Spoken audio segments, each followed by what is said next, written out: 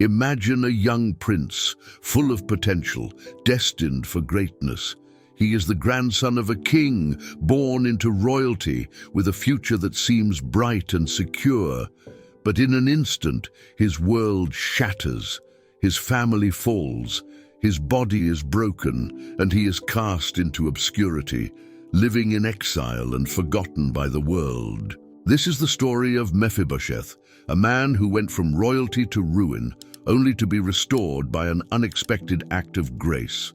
In today's video, we'll dive into the life of Mephibosheth, the forgotten heir of King Saul, and explore the powerful lessons his story holds for us today. We'll see how grace, loyalty, and restoration can transform even the most hopeless of situations. But more than just a historical figure, Mephibosheth's journey speaks to all of us who have ever felt broken, overlooked, or abandoned. What can we learn from his life that applies to ours? As we journey through this powerful story, you'll discover how God's grace often comes in ways we least expect, and how loyalty to the right people can change everything. By the end of this video, you'll see why Mephibosheth's story is not just an ancient tale, but a mirror reflecting some of the deepest truths about our own lives. So, stay with me as we uncover the forgotten prince's path to redemption. Mephibosheth's life began with promise. Born into royalty as the grandson of King Saul and son of Jonathan, the mighty warrior and close friend of David, he had every reason to expect a future full of power, wealth, and honor. But that future shattered unexpectedly.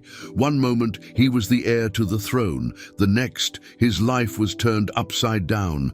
What could have caused such a drastic shift in his destiny? It all began on the battlefield, where Saul and Jonathan met their tragic end. With the fall of the royal family, the kingdom was thrown into chaos. Word spread quickly that the Philistines had triumphed, and fear gripped the household. In the haste to escape, a tragedy befell young Mephibosheth. At just 5 years old, his nurse tried to flee with him to safety, but in her panic, she dropped him, and he became crippled for life. Can you imagine the terror and confusion in that moment? Now, instead of a throne, Mephibosheth faced a life of exile and hardship. He was no longer seen as the strong prince who might lead his people one day, but as a broken boy with no future, physically disabled, emotionally devastated, and cut off from the royal inheritance. Mephibosheth's world had crumbled. How do you recover from something like that? How do you find hope when everything you knew is taken away? Yet, even in the darkest moments, there is often a glimmer of hope, though it may be hidden from our eyes. Mephibosheth's story was far from over, but at that time, he couldn't see beyond the loss. He had no idea that one day, an unexpected twist of fate would bring him face to face with the king, altering his destiny once again. Isn't it interesting how life can change in ways we never foresee? This moment in Mephibosheth's life forces us to reflect on our own struggles. Have you ever felt like life pulled the rug out from under you? Like everything you hoped for was suddenly out of reach? Sometimes, like Mephibosheth, we're left wondering how we ended up in such a place and what possible good could come from it. After the fall of his family and the crippling injury that changed his life forever, Mephibosheth found himself in Debar, a desolate and forgotten place. Debar, whose name literally means no pasture or no word, was a fitting location for someone who had lost everything. It was a place of obscurity, far removed from the palace life he had known as a child. But why did he end up here, of all places? Mephibosheth was taken to the house of Mephibosheth, a man living in Debar, where he would spend many years in hiding. For someone once destined to rule, living in obscurity must have been painful. His royal bloodline was no longer a blessing but a curse, as anyone tied to King Saul could have been seen as a threat to the new king. Life in Debar was one of survival, not of flourishing. How could he thrive in a land that represented barrenness and abandonment? Living in this remote and forgotten place must have deepened the sense of rejection Mephibosheth felt. far from the courts of Jerusalem, cut off from the life of privilege he once knew.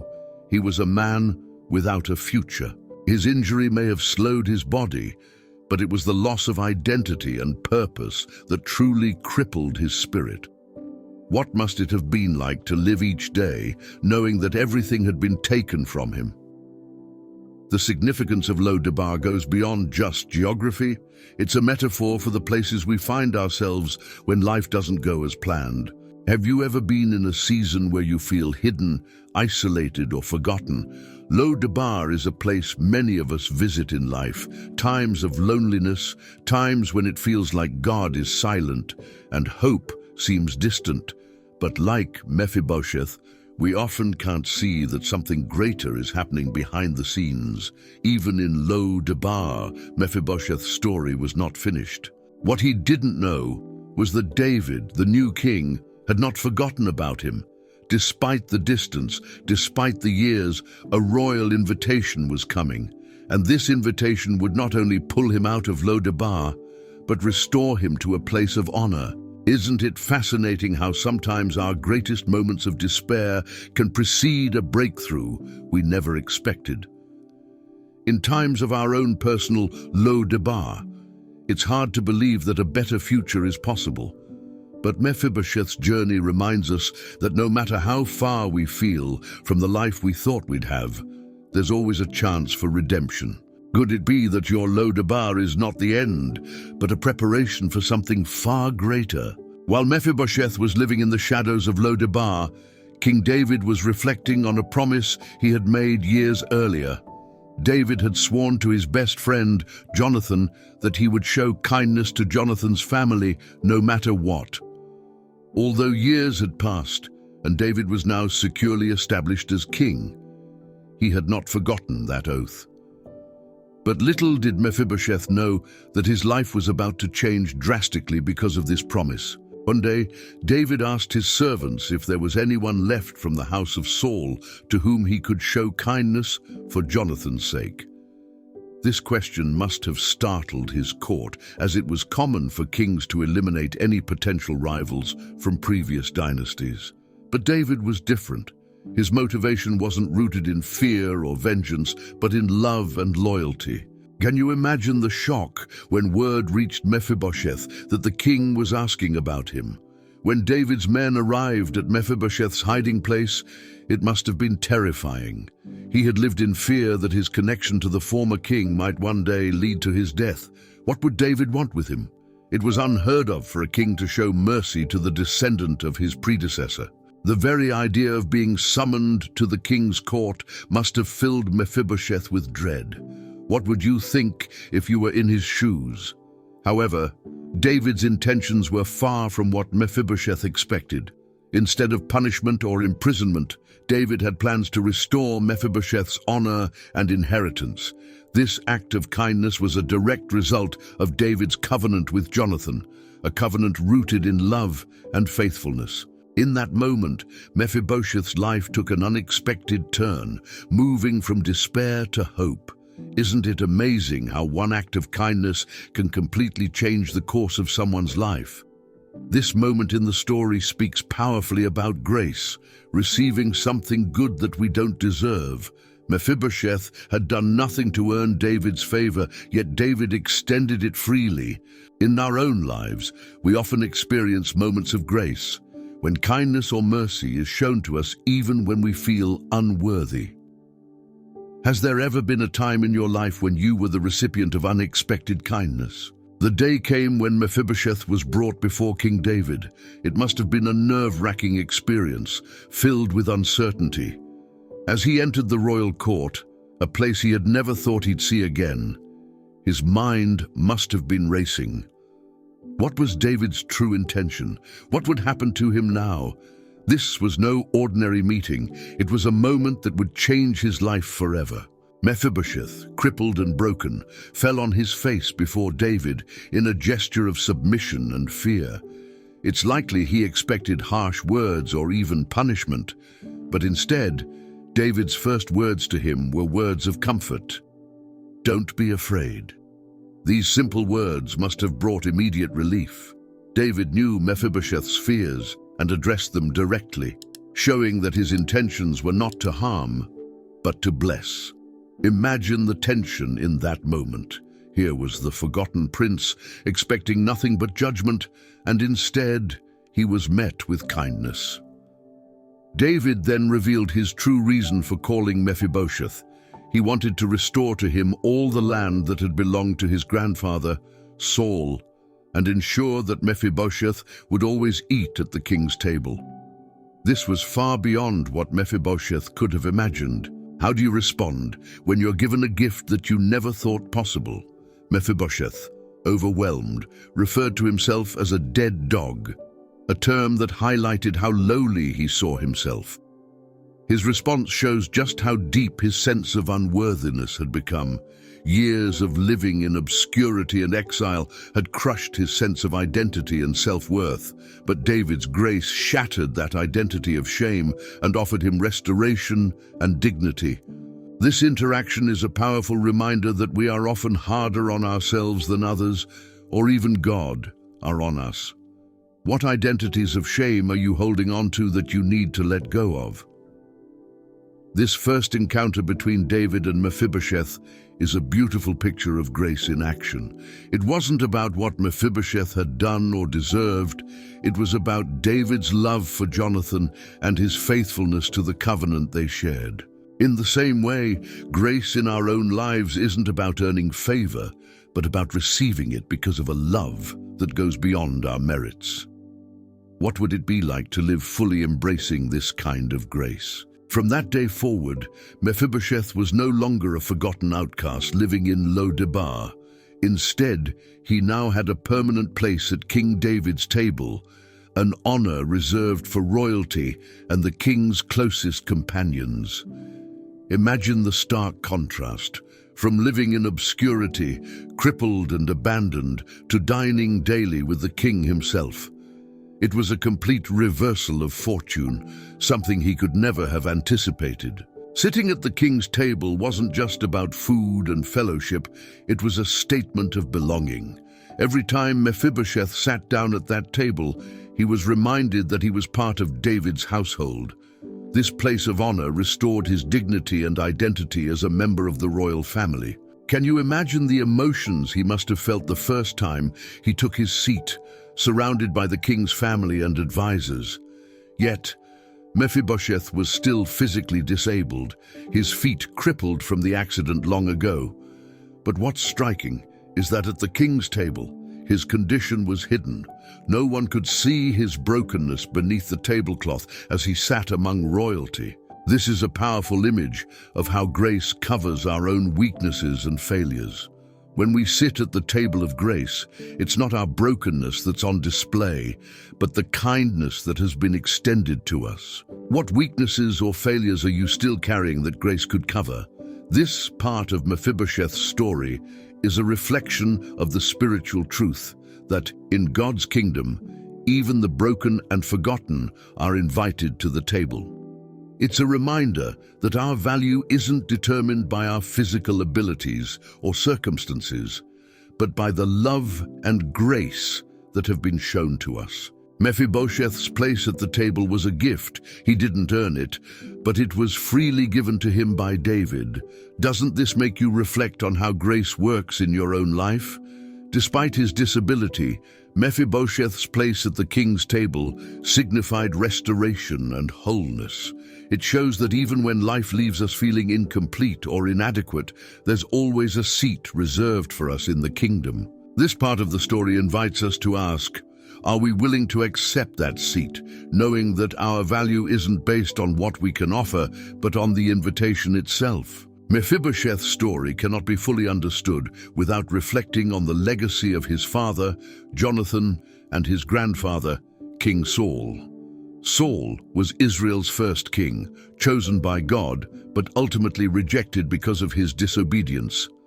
His reign ended in tragedy, with him and his sons dying on the battlefield. Jonathan, on the other hand, left behind a very different legacy, a legacy of loyalty, courage, and deep friendship with David. How did these two contrasting legacies impact Mephibosheth's life? For Mephibosheth, being part of Saul's lineage was both a blessing and a burden. On one hand, he was born into royalty, with all the privileges that come with it. But on the other hand, he carried the weight of Saul's downfall, which cast a long shadow over his life. Saul's rejection by God and his eventual death in battle left Mephibosheth with no kingdom, no inheritance, and seemingly no future. How do you live in the tension of a family legacy that includes both greatness and failure? Jonathan's death, however, was a bright spot in the house of Saul. His friendship with David was legendary, marked by loyalty and sacrifice. Jonathan recognized that David was God's chosen king and even helped protect David from his own father, Saul. Their covenant of friendship was so strong that it outlasted Jonathan's own life. This covenant is what ultimately saved Mephibosheth from a life of obscurity. Without Jonathan's legacy of love and loyalty, Mephibosheth would never have been remembered by David. Isn't it incredible how one person's kindness can ripple through generations? Mephibosheth's life was deeply shaped by the actions of those who came before him. Saul's disobedience and Jonathan's loyalty both played a role in determining his fate. This reminds us that we, too, are shaped by the legacies we inherit. Some of those legacies may be painful, while others may be a source of strength. But no matter what we inherit, there's always the possibility of redemption and grace. How do you handle the legacies you've inherited? David's kindness toward Mephibosheth was a direct reflection of the covenant he had made with Jonathan. It wasn't just an act of personal goodwill, it was rooted in a deeper bond of friendship and love. This shows us that the relationships we build in life and the promises we make have the power to affect not just ourselves, but future generations. What kind of legacy are you building today? As Mephibosheth enjoyed his new life at King David's table, there was someone else in the background, Ziba, the servant who had once managed Saul's estate. Ziba played a crucial role in Mephibosheth's life, but his motives were not as pure as they seemed. This tension between loyalty and betrayal would soon surface in a dramatic way, testing Mephibosheth's character and his relationship with David. When David fled from Jerusalem during the rebellion of his son Absalom, Ziba seized the opportunity to manipulate the situation to his advantage. He met David with provisions, seemingly loyal, but then falsely claimed that Mephibosheth had stayed behind in Jerusalem, hoping to reclaim Saul's throne. This lie planted seeds of doubt in David's mind about Mephibosheth's loyalty. Can you imagine the sting of betrayal that must have been brewing behind the scenes? Ziba's betrayal highlights the struggle for power and loyalty that often arises in times of crisis. Instead of being faithful to Mephibosheth, whom he served, Ziba sought to improve his own standing with David by betraying his master. In a world where loyalty was everything, Ziba's actions remind us of how easily trust can be broken when personal gain is at stake. Have you ever had someone betray your trust in a moment when you needed them the most? As David heard Ziba's claims, he made a hasty decision, awarding Ziba all of Mephibosheth's property. In the midst of the chaos of the rebellion, David didn't have time to investigate the truth. It seemed that Mephibosheth had been disloyal, and so Ziba was rewarded. This situation left Mephibosheth powerless and falsely accused, his reputation tarnished without him even knowing it. How do you respond when your integrity is questioned unjustly? The heart of this story is the tension between appearances and truth. Ziba appeared loyal, but his actions were rooted in selfishness. Mephibosheth, on the other hand, was loyal to David all along, but circumstances made him seem like a traitor. This is a reminder that not everything is as it seems, and that true loyalty often reveals itself over time. Are there situations in your life where the truth has been obscured by appearances? In the end, Mephibosheth's true loyalty would come to light, but not before enduring the pain of betrayal. His story shows us that loyalty is not just about what others see, it's about what we do when no one is watching. And even when loyalty is questioned or misunderstood, the truth has a way of coming to the surface. What does loyalty mean to you? And how do you handle it when others betray your trust? After Absalom's rebellion was crushed and King David returned to Jerusalem, the tension surrounding Mephibosheth's loyalty reached its peak. David had heard Ziba's accusations that Mephibosheth had betrayed him, but now the moment of truth had arrived. Would Mephibosheth confirm Ziba's story, or would the truth finally be revealed? This was a crucial moment, not only for Mephibosheth's future, but also for his relationship with David. When Mephibosheth came to meet David, his appearance spoke volumes. He hadn't taken care of his feet, trimmed his beard, or washed his clothes since the day David left Jerusalem. This was a clear sign of mourning and loyalty to the king. While Ziba had taken advantage of David's absence to further his own agenda, Mephibosheth had remained faithful, waiting for the return of his king. His outward appearance was a reflection of his inner devotion. How often do we let our actions reflect our true loyalty, even when no one else is watching? David, seeing Mephibosheth's disheveled state, asked him directly why he hadn't come with him during the rebellion. Mephibosheth explained how Ziba had deceived him. Because of his disability, Mephibosheth was unable to saddle a donkey and leave with David, and Ziba had taken advantage of that vulnerability. Mephibosheth's answer was simple and sincere, showing that his heart had always been with the king, even when circumstances made it appear otherwise. How many times have we been judged based on circumstances beyond our control? David, having been through the pain of rebellion and betrayal, was likely tired of the conflict. Rather than fully restoring Mephibosheth's property or punishing Ziba, he decided to divide the estate between the two men. It was a compromise, but not necessarily a fair one. Yet Mephibosheth's response was striking. He told David that Ziba could take everything, as long as David had returned safely. This was a powerful statement of loyalty, showing that Mephibosheth cared more about his relationship with David than about wealth or property. Would we be willing to give up everything if it meant staying in the good graces of those we love? In this moment, Mephibosheth's loyalty shone brightly. He had no desire for power or riches. His only concern was the safety and well-being of the king. This act of selflessness stands in stark contrast to Ziba's opportunism. Mephibosheth's loyalty wasn't based on what he could gain, but on his deep love and respect for David. It's a reminder that true loyalty is often tested in moments of personal sacrifice. What would you be willing to give up to stay true to what matters most? Mephibosheth's response challenges us to think about what we value most in our relationships. Is it the material benefits or the deep connections we share with others? His story encourages us to prioritize people over possessions, loyalty over personal gain. In a world where betrayal and self-interest are common, Mephibosheth's response is a refreshing example of pure and unwavering loyalty. After the turmoil of Absalom's rebellion and the misunderstandings with Ziba, Mephibosheth's place at the king's table was secure. Though his estate was divided, David's kindness and the royal favor remained intact. Mephibosheth may not have regained all that was lost materially, but his dignity and relationship with the king were restored.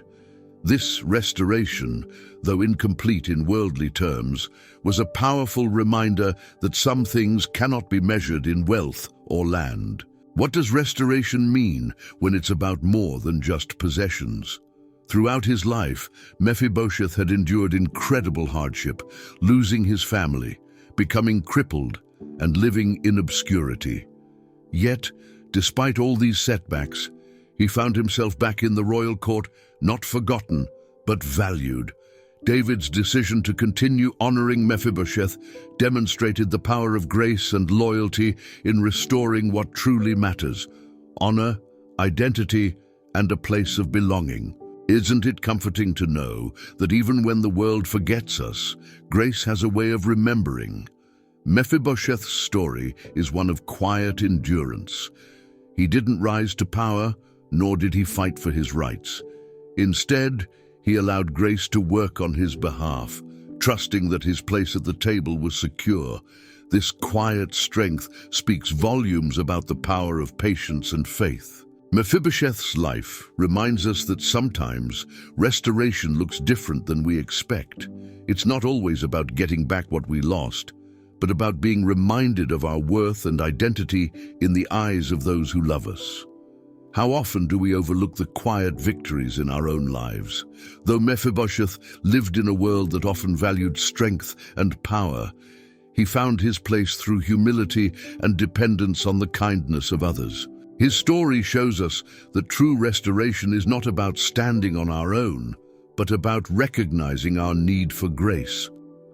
Mephibosheth's life was restored not because of what he did, but because of the covenant between David and Jonathan, a promise that went beyond his own actions. What promises in your life have brought restoration in ways you couldn't have achieved on your own? As time passed, Mephibosheth's legacy lived on. Though he didn't regain a kingdom or wealth, his life was a testament to the enduring power of grace. He remained at the king's table, a symbol of restoration and redemption for all who knew his story. In the same way, our own stories of restoration often serve as a reminder to others that no matter how far we've fallen, we are never beyond the reach of grace. Isn't that a message worth holding on to?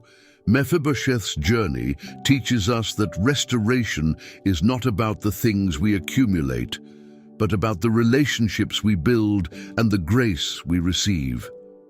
He may not have been remembered as a mighty warrior or ruler, but he was remembered as one who experienced the transformative power of kindness and grace. And in the end, that's the kind of legacy that lasts. Mephibosheth's story may seem like a distant tale from a long-ago kingdom, but the lessons it holds are incredibly relevant for us today. His journey from royalty to exile to restoration shows us profound truths about grace, identity, and loyalty. As we reflect on his life, we are reminded that our worth is not tied to our circumstances, but to the grace we receive and the relationships we build along the way. What lessons can we take from Mephibosheth's life and apply to our own? One of the most significant lessons is the power of grace to transform lives. Mephibosheth did nothing to earn David's kindness. It was extended to him because of a covenant made between David and Jonathan. In our own lives, we often receive kindness and grace that we don't deserve. It's a reminder that we don't have to earn love or favor. Sometimes it's given freely, just like David's grace to Mephibosheth. How would your life change if you fully embrace the grace that has been offered to you? Another key lesson is the importance of loyalty and faithfulness, even when life takes unexpected turns. Mephibosheth remained loyal to David, even when others betrayed him. He didn't seek wealth or power, but instead focused on his relationship with the king.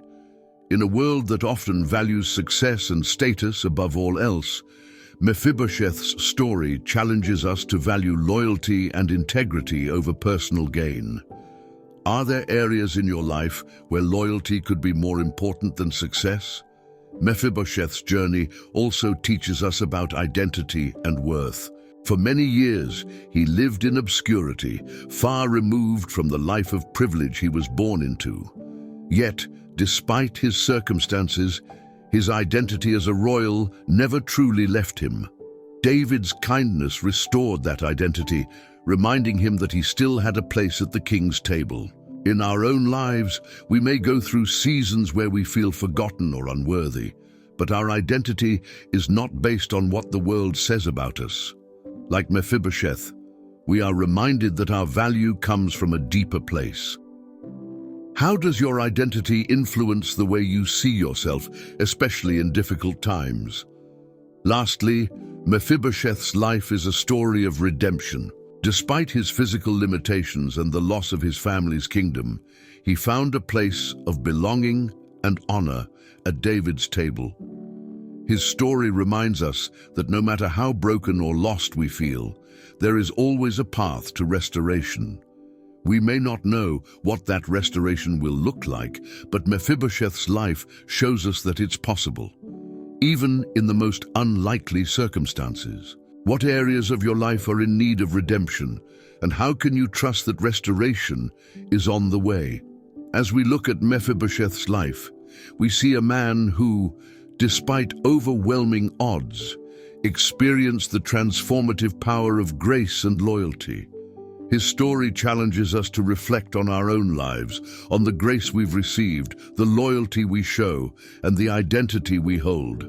No matter where we are in our own journey, Mephibosheth's life teaches us that restoration and redemption are always possible, if we are willing to accept the invitation to sit at the king's table. As we reach the end of Mephibosheth's story, we're left with a powerful reminder. No matter how far we've fallen, no matter how broken we feel, grace has the power to restore us. Just as Mephibosheth found his place at King David's table, we too have a place at the table of grace, one that isn't earned by our efforts, but given because of love and loyalty. Isn't that an incredible thought? Mephibosheth's journey challenges us to reflect on our own lives. Where have we experienced grace? Where have we been called to show loyalty? And most importantly, how are we allowing God's restoration to work in our hearts and lives, even when we feel unworthy? His story teaches us that restoration doesn't always mean we get back everything we've lost, but it does mean we find a renewed sense of purpose and belonging. So what about you? Are you willing to accept the grace that's been offered to you?